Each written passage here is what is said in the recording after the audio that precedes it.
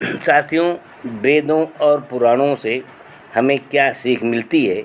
यही कि जो लोग हमारी जात के न हों अथवा हमारे धर्म को न मानते हों, उनका हमें संहार कर देना चाहिए। हमें दूसरे देशों पर आक्रमण करना चाहिए। वह अगर वहाँ के लोग नतमस्तक होकर हमारी सत्ता स्वीकार न करें, तो हमें उनके नगरों की ईंट से ईंट बजा देनी चाहिए और उनकी स्त्रियों तक के पेट को फाड़ डालना चाहिए, ताकि उनकी जात का नामो-निशान मिट जाए। क्या आप इस बात को पसंद करेंगे? यदि हम में अपेक्षित शक्ति हो, तो हमें आज भी इन्हीं आदर्शों का पालन करना चाहिए। हम जिस देश में जाएं, वहाँ के लोगों का धन चोरों की तरह हड़प लेना चाहिए। हमें अपने एक एक आराध्य देव को खुश करने के लिए दर्जनों सांड या बैल मारकर पकाने चाहिए और नशा करने के लिए भांग और सोमरस पीने चाहिए। क्या आज के ज़माने में महाभारत की इन प्रथाओं व मान्यताओं को आदर्श मानकर चलने से किसी समाज में कोई नैतिक मानदंड शेष रह सकता है?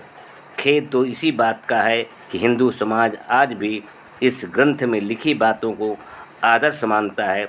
इससे पाखंडी साधु लोग ही अनुचित लाभ उठाते हैं। वे यज्ञ होम द्वारा बाँझ स्त्रियों के अथवा नपुंसकों की पत्नियों के बच्चा पैदा करने के नाम पर हर तरह के व्यभिचार करते हैं। लेकिन रामायण, महाभारत आदि ग्रंथों पर विश्वास करने वाले हिंदू जब यह देखते हैं कि स्वयं भगवान राम और उनके तीनों भाई, पांडुपुत्र व अन्य महापुरुष सब अन्य व्यक्तियों द्वारा पैदा हुए हैं, तो वे आज भी अपनी स्त्रियों को साधु संतों के पास भेजने में संकोच नहीं करते, और करें भी क्यों?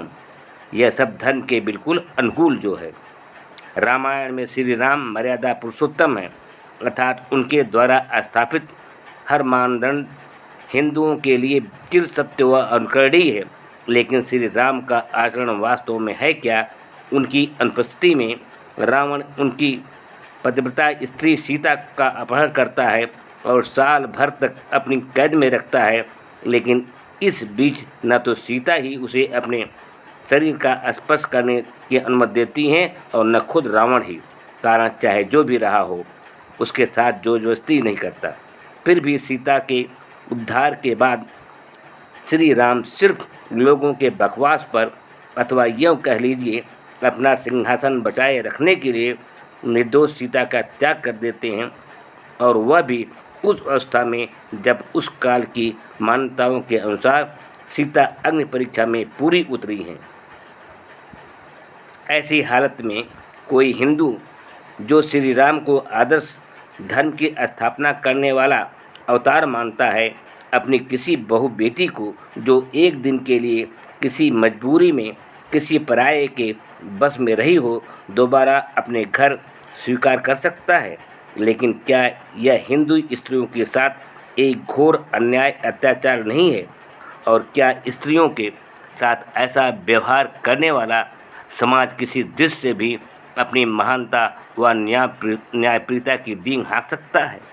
रामायण में श्री राम जिस छल कपट से बाली का वध करते हैं तथा विद्रोही सुग्रीव की सहायता करके उससे उसके मृत भाई का राज्य तथा पत्नी तक दिला देते हैं, फिर रावण के देशद्रोही भाई विभीषण को भी शरण देते हैं तथा उसे रावण का सिंहासन और उसकी पत्नी सौंपते हैं, यह सब यथार्थवादी कूटनीति के अंतर्गत तो ठीक हो सकता है, पर धर्म के अनुकूल कैसे हो गया? लेकिन जो हिंदू श्री राम को अवतार मानते हैं, वे अपने धर्म में भी ऐसे गंदे हथकंडों के प्रति कोई अरुचि भाव कैसे रख सकते हैं? रामायण में सुग्रीव और विभीषण की कथा, महाभारत में भीष्म की गद्दारी और नमक हरामी की जिस तरह खुलकर प्रशंसा की गई है तथा उनके कायरतापूर्ण आचरण को एक महान आदर्श बताया गया है, उसके श्री रामचंद्र शंभुक शूद्र का वध कर देते हैं केवल इस कारण कि शूद्र होकर उसने विद्या प्राप्त करने जब तक करने का दुस्साहस किया। क्या यह कार्य आज आदर्श या मर्यादा पूर्ण माना जा सकता है? महाभारत में युधिष्ठिर को धर्मराज की उपाधि दी गई है, लेकिन पक्का जुआरी था वह झूठ बोलता था। भाई अर्जुन द्वारा विवाहित स्त्री द्रौपदी में वह हिस्सा बटाता था। क्या ऐसे व्यक्ति को आप धर्मात्मा कह सकते हैं? क्या उन्हें धर्मराज कहा जा सकता है? आधुनिक जीवन में अश्लीलता की बड़ी चर्चा की जाती है और इसके प्रदर्शन को आज के समाज के नैतिक पतन का लक्षण बताया जाता है, लेकिन अश्लीलता श्री कृष्ण के जीवन तथा भागवत की कथाओं में मिलता है, उसके आगे तो आज की अश्लीलता भी शर्म से पानी पानी हो जाती है। इस विषय में स्वामी सत्यभक्त ने अपने एक लेख में बहुत ठीक ही कहा है। व्यभिचार व विलासिता दुनिया में सब कहीं है, लेकिन सब जगह इन्हें एक कमजोरी या बीमारी मानकर चलने दिया जाता है। कुछ लज्जा का भी अनुभव किया जाता है, पर इन बुराइयों को धर्म का अंग बनाना, इन्हें परमात्मा की लीला के रूप में चित्रित करना और धार्मिक कार्यक्रम का रूप देकर इसके गीत गाना और रासलीलाओं में दिखाना सिर्फ इस पुण्यभूमि भारत को ही एक विशेषता है। श्री स्वामी सत्यभक्त आगे भी बताते हैं, लैला मजनू और सीरी फरहाद की प्रेम कहानियाँ पश्चिम एशिया में भी है, लेकिन वहाँ मजनू या फरहाद को देवता या परमात्मा नहीं बताया गया है। यह गौरव सिर्फ भारत को ही प्राप्त है कि यहाँ के अविवाहित आशिक मासूक कृष्ण और राधा परमात्मा हैं और राधे कृष्ण कहकर बड़े बड़े बैरागी भी उनकी माला जपते हैं। हमारे देश में ऐसे मंदिर भी है जहाँ काम शास्त्र के 84 आसन मूर्तियों को रूप में दिखाए गए हैं। स्त्री पुरुष के विशेष चिन्हों को संभोग की अवस्था में मूर्तिवत कर शिवालयों में विराजमान करके पूजा जाना यहाँ का परम धर्म है। फिर मिट्टी पत्थर की मूर्तियाँ, शिवलिंग या योनियाँ ही अश्लील नहीं हैं, तो क्या दिगंबर जैनियों के नग्न मुनि तो जीवित अश्लीलता हैं। वे शहरों में घूमते हैं, वे शहरों में नंगे घूमते हैं, घरों में जाकर स्त्रियों के हाथ से भोजन लेते हैं और खड़े खड़े भोजन लेते हैं, ताकि जीवित अश्लीलता एक क्षण को भी नज़रों से ओझल न हो। हमारे पुराणों में ऐसी ऐसी बातें भरी पड़ी हैं कि किसी सभ्य समाज में बैठकर उन्हें पढ़ना तक संभव नहीं है, लेकिन हिंदू समाज न सिर्फ ऊट-पटांग की बातों पर विश्वास करता है, बल्कि बड़ी श्रद्धा के साथ इन्हें भगवान की लीला मानकर आज के वैज्ञानिक आविष्कारों को उनके आगे तुच्छ और हे समझता है। हमारी स्मृतियाँ, गृहसूत्रों व धर्मशास्त्रों में वर्ण व्यवस्था की जैसी व्याख्या की गई है, क्या आज के युग में भी हम उसी के अनुसार आचरण करें? क्या आज भी यदि वेद का एक शब्द किसी शूद्र के कान में पड़ जाए तो हम पिघला हुआ शीशा उसके कानों में भर दें? क्या आज भी किसी कला में निपुण होने वाले शूद्र का अंगूठा काट दिया जाए, जैसा कि द्रोणाचार्य ने एकलव्य के साथ किया, अथवा तपस्या करने वाले शूद्र की गर्दन ही उड़ा दी जाए, जैसा कि स्वयं भगवान राम ने किया था? हिंदू समाज की ही यहाँ घोर दुराचारी भी धर्मात्मा कहलाता है, बशर्ते कि वह धर्म के क्रियाकांडों का पालन करता हो।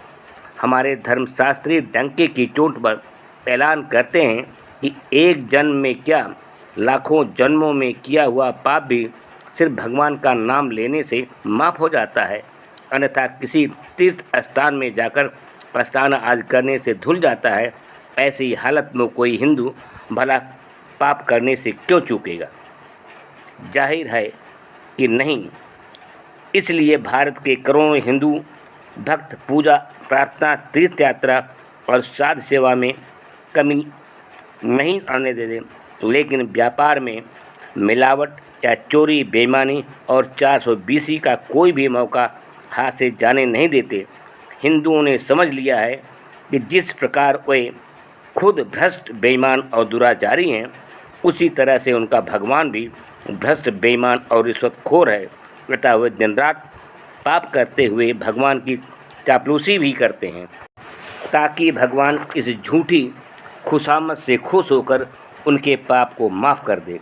ऐसी अनूठी कथाओं के रहते चरित्र की पवित्रता या व्यक्तिगत ईमानदारी की क्या कीमत रह जाती है।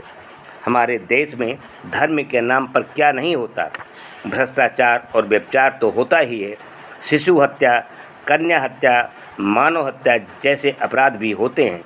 सच तो यह है कि भारतीय दंड विधान के अंतर्गत आने वाले कितने ही अपराध हमारे धर्मशास्त्रों के अनुसार बिल्कुल पूर्ण कार्य है।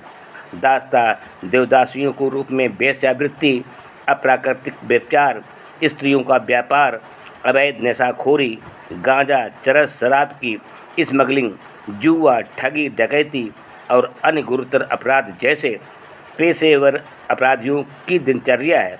वैसे ही हमारे धर्म में भी प्रचलित है। इस सारी पृष्ठभूमि में यदि यह कहा जाए कि हमारा धर्म हमें सिर्फ अनैतिकता नहीं बल्कि देश में लागू दंड विधान के विरुद्ध भी कई प्रकार के घोर अपराध करना सिखाता है, तो यह अतिशयोक्ति नहीं होगी। आपका जो यह विचार है कि अनैतिकता व चरित्रहीनता का सीधा संबंध सिर्फ व्यक्ति से है, न कि हिंदू समाज के धर्म ग्रंथों और दर्शन शास्त्रों से, यह बिल्कुल गलत है। ये हिंदू धर्म के धर्मशास्त्र व मान्यताएँ हैं जो एक औसत हिंदू को नैतिक दृष्टि से पतित करती हैं और चरित्रहीन बनाती हैं।